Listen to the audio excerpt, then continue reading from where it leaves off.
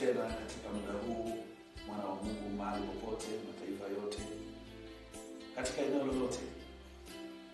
Katika kipindi hiki sasa tena leo na muda huu sasa, tutakwenda kuelezea kuhusu salamu za kuzimu. Na salamu hizo za kuzimu, ninao watu ambao watoa kuzimu, ambaye yuko Isaya, mwanzoni anaitwa Maxwel, na mwingine Wariambora ambaye sasa anaitwa Debora. Wataelezea vizuri namna zile salamu na kwa ishara, maana hata duniani kuna watu wanasalimiana hizo ishara pasipo kujua. Lakini wengine wanatoka kuzimu wakisalimiana hizo salamu hapa duniani kwa hizo ishara, wanakuwa wanawasiliana kuzimu. Bwana Yesu asifiwe. Karibu. Praise the Lord, all you viewers, dear viewers. Today our episode is going to be about how people greet each other, or the different greetings that have come from the hate. Now, a lot of people here on earth use that greeting without knowing the explanation or knowing the meaning to the greeting. So today, servants of God who used to be at the hate, known as Max and Wariambora, but today are known as Isaya and Debora, will be demonstrating some of the greetings that are used at the hate, that are also used by humans here on earth, knowingly or unknowingly of the meanings. But they'll be able to open your ears and your eyes to the different signs, to the different meanings of the greetings that various people use. So welcome. Bwana Yesu asifiwe. Siku ya leo nitawaelezea kwa upande wa baadhi ya salamu ambazo ni za kuzimu, ambazo majini, mapepo pamoja na shetani mwenyewe huwa wanasalimiana. Lakini salamu hizo pia hata duniani kwa sasa wapo watu ambao wanasalimiana kupitia hizo salamu pasipo wao kujua, wakijua kwamba wakiwa wanajua kwamba wao wanasalimiana salamu za kawaida, lakini hizo salamu zinakuwa zimetoka kuzimu. Praise the Lord. Today I'll be explaining a few greetings that are used here on earth, but are originally from the hate. A lot of people use them unknowingly, that's what their meanings are, because each of them have a meaning and each of them have a purpose. But today I'll be letting you know what those signs are, so that you know exactly what they are and you're able to be aware and know that they are not to be used. Na baada ya hizo ishara, zipo ishara ambazo maana yake nyingine ni kwamba unatamani mauti, zipo ishara nyingine ni kwamba unatamani maskini, zipo ishara nyingine ambazo ukizifanya ni maana kwamba unakuwa unasema mimi natamani shetani na vitu vyake, lakini mbingu sitamani. There are certain signs or greetings that people greet each other. Some of them mean that you are craving death, some of them mean that you're craving poverty, and some of them mean that you're craving to serve the devil. Lakini pasipo watu wao kujua, unaposalimiana zile salamu, ni mwingine ni kwamba unakuwa unasema mimi nimeamua kwenda na shetani, Mungu simhitaji, na nimeamua maisha yangu yote kumpa shetani. Na baada ya salamu hizo pia zipo nyingine ni kwamba unakuwa pia unajisajili katika kitabu cha shetani pasipo mwenyewe kujielewa kwamba unakuwa unafanya kinyume na Mungu, na wengine pia unakuwa unatukana jina la Mungu bila mwenyewe kujielewa. And there are certain signs and certain greetings that mean that you're giving your life freely to the devil. Others mean that you're signing a covenant with the devil. And there are others that mean that you are completely rejecting or completely refusing God and giving your life to the devil. Pasipo watu wao kujielewa, zipo hizo salamu pia ambazo huwa zinatolewa hata na watu baadhi kama ni wafalme, nyingine huwa zinatolewa labda na marais, wengine wanatoa wa viongozi mbalimbali, hata watumishi wa Mungu pia wengine ambao wameshaacha njia ile ambayo Mungu anaitaka, huwa wanatumia hizo salamu, na hata wanamuziki pia wanatumia hizo salamu, hata waigizaji na watu mbalimbali wanatumia hizo salamu. Lakini pasipo kujielewa na kwa kuelewa pia, kitu wanachokifanya ni kwamba wanakuwa wameshamkubali shetani, wamemkataa Mungu, na ina maana kwamba Mungu anakuwa wafahamu tena, bali shetani ndio anayekuwa na uhalali na wao na maisha yao. And there are also greetings that are used by many people, which mean that which show the sign that they have refused to go with God, but have given their life to the devil. And they're used by a lot of people. They're used by kings, they're used by presidents, big leaders, they're used by artists, actors, musicians, they're used by ordinary people, those who know and those who do not know. Kwanza kabisa napenda kuambia kwamba mtu yote ambaye unakuwa unatoka huko duniani labda unahitaji kwenda kwa shetani, kwa yake inamaanisha unataka kwenda kuzimu. Hauwezi kuingia kuzimu pasipo kutoa hizo salamu ambazo Shetani anazifanya kwa ishara mbalimbali ambazo watu wanazifanya huko, lakini pia tunatakiwa kukumbuka kwamba kuzimu hawasalimiani kwa salamu za kawaida kama huko duniani watu wanaposalimiana. Sijui unakuta mtu anamwamkia mwenzake sijui mambo, sijui shikamoo, sijui vipi, how are you, sijui kitu gani. Wao wasalimianagi hivyo, bado na salamu zao ambazo ni za kishetani, ambazo kama mtu kimsalimia mtu yote hivyo anakuwa kuelewa. And at the Hague, usually they do not greet each other like, hi, what's up, how are you, how was your day? But there are specific greetings that have specific meanings. And of course, if you go there, those are the type of greetings that you have to use because that's the greeting that they understand and that's the language that they understand. Baadhi ya hizo salamu pia ni unaweza kuona mtu yote labda huko duniani mtu anafanya hivi. Hiyo ni ishara ya kuzimu ambayo maana yake ni kwamba ninajiwekea uhusiano kati yangu mimi na shetani. There are a lot of people who use this as a greeting, not knowing that the meaning of this is that you are putting yourself in relation with the devil. Ishara yote ukiona mtu anafanya ishara hivi ya kuungana mikono hivi, hiyo pia ni ishara ya kwamba unagonga muhuri wewe mwenyewe pasipo kujielewa kwamba umejiunga tayari na serikali ya kuzimu. And there's the greeting where people fist bump.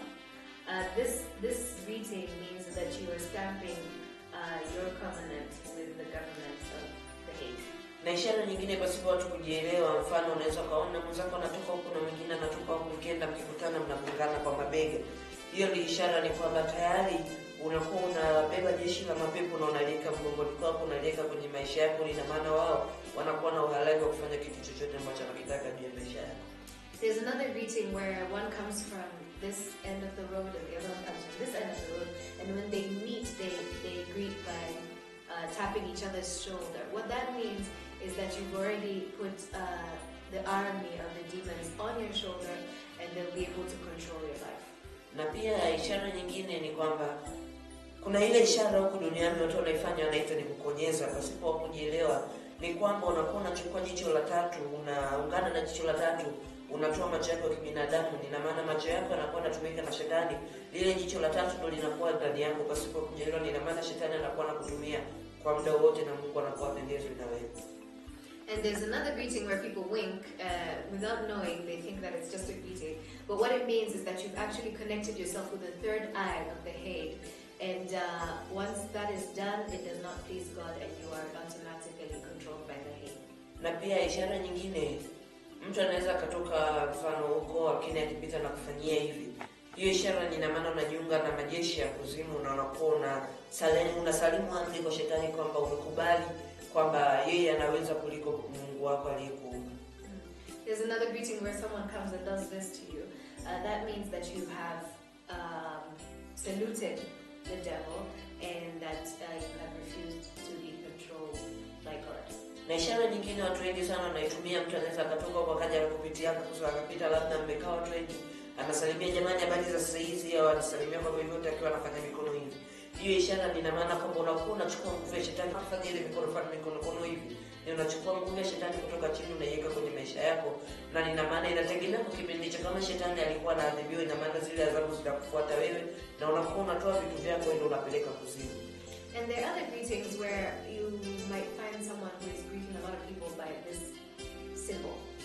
That means that you're pulling the power from the hate or power from the devil into your life, and by that symbol, it affects your life totally. Na ishara nyingine mtu anaweza kutoka kumsikia labda mtu anakupigia ile kitu inaitwa bluzi, au mtu yani mtu anatoka huko labda anafanya kwa labda mtu akitaka kukuita anakupigia bluzi. Ile ina maana kwamba unakuwa unaita jeshi la mapepo na unakuwa unaita umoja wa malango ya kuzimu, yanakuwa yanakaa ndani ya maisha yako pasipo mwenyewe kujielewa. Kwa hiyo maisha yako yatakuwa ni shida tu na matatizo mbalimbali. There's another sign where someone tries to attract attention by whistling at someone. Through that greeting, you are actually inviting demons into your life, and also you're opening a gateway of the hate into your life. Na pia ishara nyingine ni ile ishara kwamba mtu anaweza katoka huko alafu kwa kama amesimama mtu anakuwa kama anafanya hivi, anakuwa kama anatukuza kitu fulani. Hiyo ishara nina maana unakuwa unamwabudu shetani na unaabudu na miungu yake yote. Pasipo wewe kujielewa unakuwa pia umeshamjenga mle ambaye unasema ndiye Bwana Mungu wako, usiabudu miungu mingine. Kwa hiyo pia Mungu anakuwa na hasira na wewe. Shetani ndio anakuwa anakufurahia na anakuwa na uwezo wa kufanya kitu chochote ambacho anakihitaji. And there's a certain greeting where someone humbly bows down at someone without knowing that that greeting is glorifying the devil. And through that, because you have broken one of God's laws of worshiping him alone, he has stepped aside and left you, and now you belong to the devil. Na ishara nyingine mtu anaweza akaona shangaa, labda hiyo ishara inapenda kufanya na watu wengi sana wakubwa wenye hela, wenye uwezo fulani. Mtu anakuwa kama ana fimbo, wakikutana zile fimbo zinakuwa zinaunganishwa hivi. Maana yake ni kwamba wanakuwa wanachukua muunganiko wa kuzimu, labda hiyo ni kwa kujua na kwa kutokujua. Wanakuwa wanajiconnect na nguvu za kuzimu kwa muda huo, ili shetani aweze kuwasaidia kitu fulani pasipo wao wenyewe kujielewa na kwa kujielewa pia. And there's another greeting where powerful or leaders usually do because there's some who own sticks, certain sticks that have certain meanings, and when they meet each other, they greet each other by hitting the sticks together. What that means is they're getting a certain power from the devil to help them do a certain thing, some knowingly and some unknowingly.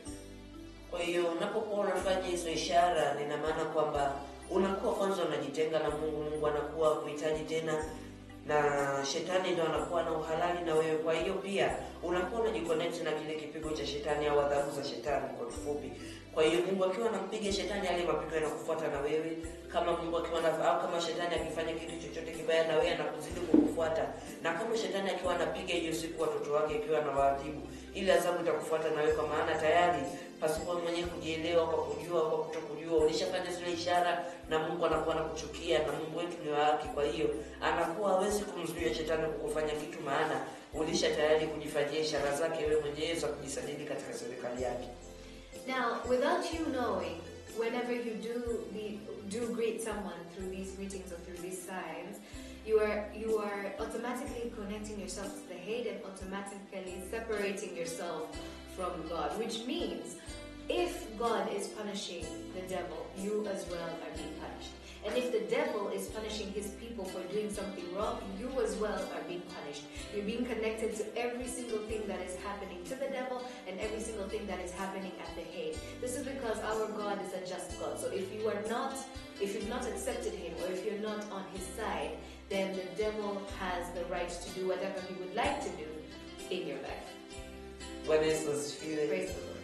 Na pia ishara nyingine, kuna ile ishara huwa inafanywa hivi na kuna ile ishara ambayo huwa inafanywa hivi.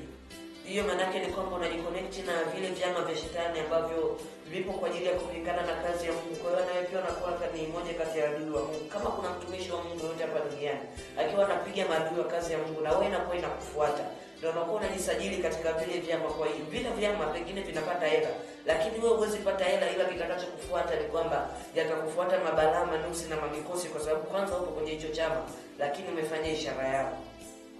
And there's a certain greeting where people do this, or they do this.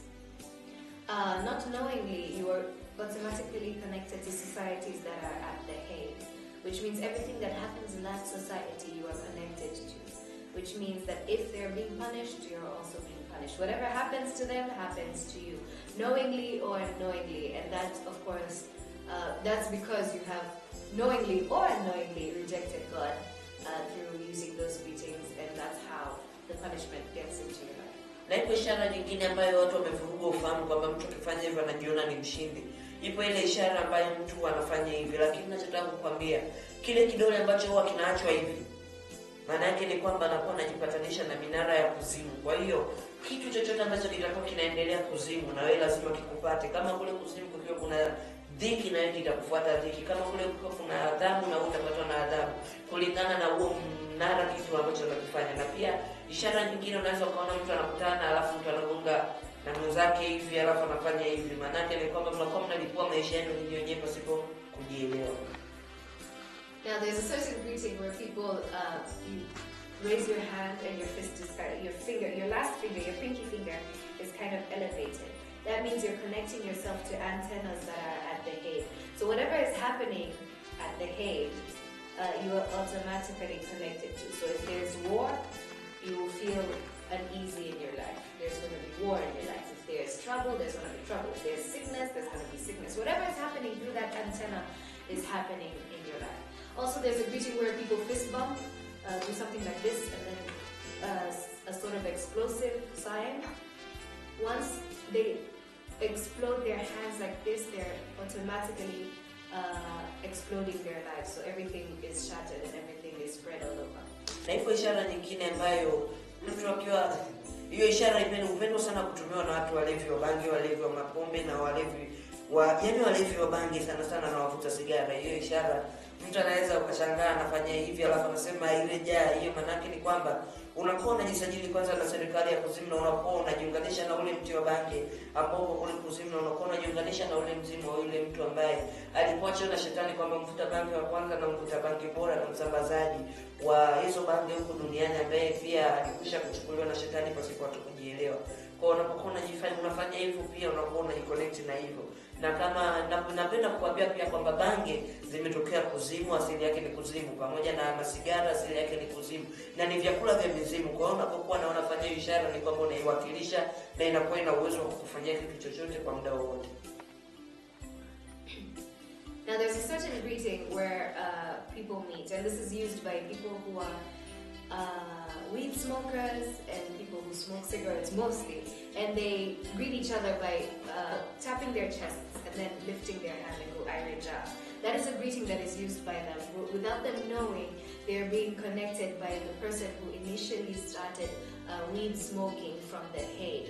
Now, first of all, weed is a plant that is brought from the hay. It's not, you might think it's grown usually here on earth, but it's originated from the hay. So everything is connected to the hay. So whatever is happening to that person who was used by the devil to bring weed to the earth, whatever is happening, you are connected to him. So if he's being tortured, you are being tortured. If he's being punished, you are being punished. Every connection you have with him is through that greeting. Na pia hiyo ishara nyingine ambayo hupendwa kutumiwa na wachezaji fulani wa michezo mbalimbali hapa duniani. Hiyo ishara unaweza kumuona, sio wote, baadhi yao ambao wakiwa wanaifanya hiyo ishara kwa kujua na kwa kutokujua, kwa sababu wengine ambao wanajua lakini wengine wanaiga. Hiyo ishara ni kama mtu unaweza ukaona anaingia labda uwanjani, anafanya hivi alafu anabusu hivi, anapeleka mkono juu. Maana yake ni kwamba anakuwa kwanza anamtukuza Mungu mmoja anaitwa Mungu, na anakuwa anamtukuza shetani pia. Kwa hiyo mahali hapo ni nguvu za shetani ndio zinakuwa zinatawala. Unaweza ukashangaa mtu anashinda mpaka unachanganyikiwa. Ni kwamba tayari anakuwa ameshajipatanisha na kuzimu, kwa hiyo kuzimu ndio anakuwa anafanya kazi ndani yake na wala sio yeye tena. And there's a certain greeting where a lot of sport players use, where they run into the field and automatically they'll do a sign and then kiss their fists and then throw their hands up. What that sign does, it automatically connects them to a god called Thunder. So this god has a right to rule their life and control their life. Na kwa muda mchache ujao tutaenda kuonyesha kwa matendo tu ishara ambazo zinaweza kuwa inaelezea, kwa sababu hizo ishara zililetwa na baadhi ya watu ambao pia walikuwa kuzimu wakazileta duniani. Now, in order for you to understand these greetings a bit more, in a bit we'll be showing it to you physically, so that if you haven't understood an explanation, you'll be able to understand it a bit better in physical gestures. Because these greetings were brought on earth by people who were at the hay and came to the earth and spread these greetings. So take a look.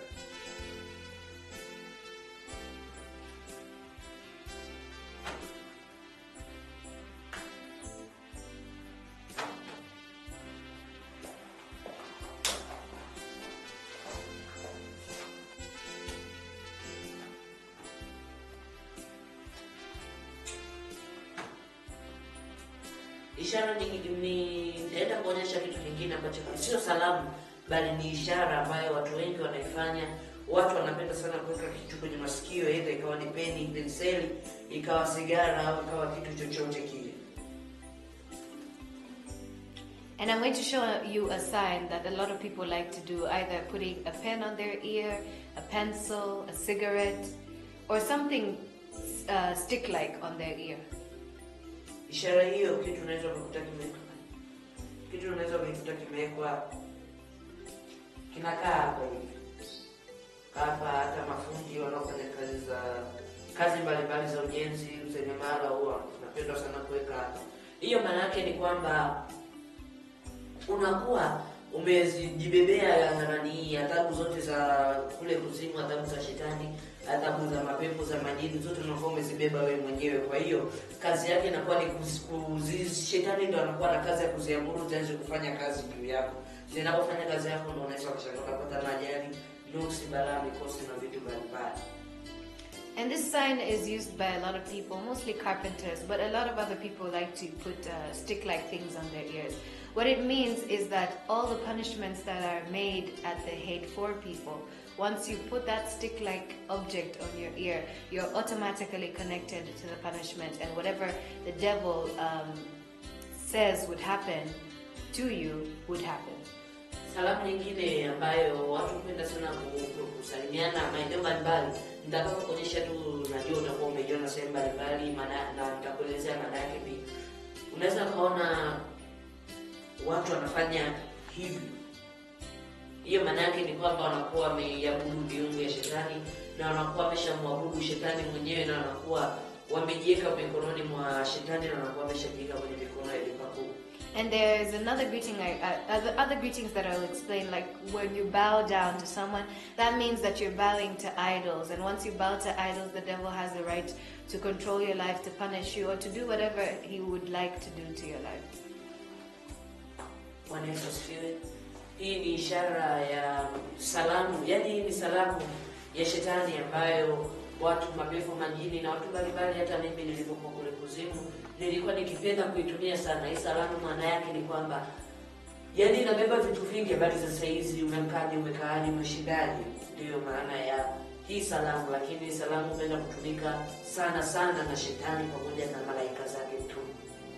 Now, this is an actual greeting that is used at the Hague to say, hello, how are you, how have you been, how was your day?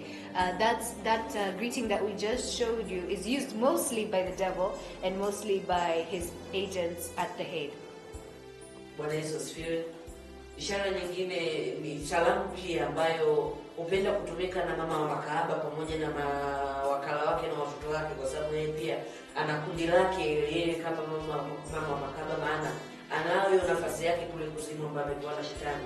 Hiyo salamu unaweza kuona, na si ajabu hata wewe ndio mtazamaji ulishawahi kufanyia ishara kama hiyo. Unaweza ukaona mtu anafanya anafanya hivi, au mtu anakuwa anafanya, au mtu anakuwa anaweka mkono wake hivi hapo anafanya kama anapuliza. Maana yake ni kwamba ile unapofanya hivi, maana yake ni kwamba unakuwa tayari umeshajiunganisha na umoja wa mapepo. Kwa hiyo kazi yao ambao mapepo unakuwa unaungana nao ni uzao wa mama makahaba. Kwa hiyo kazi yao inakuwa ni kuja kuzini na wewe tu, maana walishakuaita kupitia salamu hiyo na kwa ishara hiyo bila wewe mwenyewe kuelewa. Na ile ishara ya kupuliza hivi, unapofanya hivi, maana yake ni kwamba shetani anakuwa anapuliza maisha yako, na anapokuwa anafanya vile, kwa hiyo unapofanya wewe mwenyewe vile kwa akili yako na kwa ufahamu wako, ni shetani ndio anakaa ndani yako anakuwa anapuliza. And the greeting that I just showed you, where you're either blowing someone a kiss, or your palm is facing up and you're blowing into the air. What that means, first of all, it originated from Jezebel herself. And what that means is you're connecting yourself to a society of demons that are at the Hague. And of course, whatever happens to them, whatever they're doing, you are connected with. Na pia salamu nyingine na ishara nyingine ya kule kuzimu ni ile ishara ya huko duniani. Unakuta mtu ananyonyana mate, ambayo watu wanafunga fahamu anasema kwamba ni upendo, lakini nachopenda kuambia kwamba sio upendo, bali maana yake ni kwamba unakuwa umeenda kujipeleka wewe mwenyewe kwa maadui, kwa shetani, na unakuwa unazili naye shetani. Jinsi shetani alivyo vile vile na ukubwa wake, na alivyo na tabia zake vile vile, na unapozini naye kwenye ulimwengu wa roho, na pia inaweza ikatokea hata kimwili pia. Ukaona ni mtu amekufuata, amevaa sura yuko kibinadamu, ukaona ni unacheka naye, anafurahi naye, lakini unapoenda kuzini naye ni shetani ndio anakomeva sura ya mtu, lakini unakuwa umezini na ni shetani. And there's another sign or another greeting which a lot of people use on earth, and that is by snogging. And what that means is, people think it's love, but it's not actually love. What it means is that you are being connected with the devil physically. By physically, I mean you are actually having intercourse with the devil.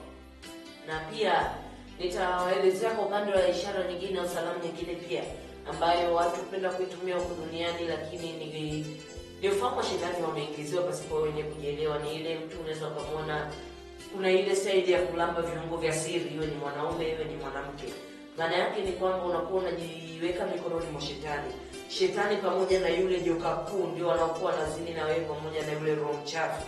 Kwa hiyo unapokuwa unafanya hicho kitendo kwa muda huo hapo ni unapokaribisha watu watatu wanakuwa wanakuja kuzini na wewe wote kwa pamoja, na wanakuwa na kucontrol wenyewe kama vile wanavyotaka muda wote ule na dakika zozote, na nafsi yako inakuwa ipo mikononi mwao. And something else is when people are intimate and they fondle with their private parts, either using their hands or mostly using their mouths, their tongues. People think that is being intimate, but what it actually means is that you're inviting the great dragon, you're inviting the devil, and you're inviting the dirty spirit to join in with you in your intercourse. Bwana Yesu asifiwe. Napenda kueleza kwamba hiyo namna ya kupiga busu na kama hiyo ishara ya kunyonyana mate, kama nilivyokusha kuambia kwamba hairuhusiwi na haipo na ni dhambi mbele za Mungu. Napenda kuambia kwamba kama ni kumbusu mtu inayoruhusiwa ni kwamba unaweza kumbusu mwenzako huku au huku, hiyo haina shida na wala hiyo sio dhambi, lakini kinyume na hapo nina maana tayari ni dhambi na unakuwa umeshafanya dhambi ya uzinzi. Praise the Lord. Now I know a lot of people asking each other about snogging. The only way of being intimate in that way that is acceptable and that is not a sin and that is holy and that is right before God is kissing each other on the right cheek and the left cheek. Other than that, it is unacceptable. Na pia nitaeleza kwa ile upande wa kumbusu mtu hapa kwenye utosi. Ile maana yake ni kwamba unapokuwa unafanya vile ni kwamba tayari umechukua ufahamu wa mwenzako na unakuwa unatumia wewe, na ufahamu wako pia unakuwa unachukuliwa na shetani. Kwa hiyo unakuwa na connection ya kuchukua fahamu zenu wote wawili zinakuwa zinatumika na maadui, na pia mnakuwa mmeshajisajili katika kile kitabu cha list la kundi la kuzini na mama wa makahaba pamoja na kuzini na shetani mwenyewe kwa siku, kila siku ya katika wiki. And there's also another greeting where people kiss each other on the forehead. What that means is that whoever you kiss on the forehead, you are taking their thinking span, and if someone kisses you on the forehead, they are stealing your thinking span, as well as connecting you to a list of people who have been listed at the Hague to have intercourse with Jezebel and the devil himself. Now, those are just a few of the many signs and greetings that we were able to show you today, just so that you are able to be opened and saved from all of these different greetings and being saved from suffering or being saved from being captured by the devil. Because a lot of us have greeted, honestly, have greeted others like that. Even I did, even they did, knowingly and unknowingly. We all used that or different kind of greetings once or the other time. So just to open your minds so that you were able to know that these are things to avoid, and just greet someone by your mouth. You don't need to use any actions. How are you? How do you do? How was your morning? Good morning, good evening. That is the safe way. Or praise the Lord. That is the safest way to greet someone. And of course, spread the word. Tell other people. Tell them about these episodes that you are watching. And of course, for more, you can log on to our website, www.prophethebron.org. You can also go on to the link for the blog and the YouTube. Tell others, spread the word, and Jesus will bless you for that. But from us, be blessed, God bless you, and see you at another episode.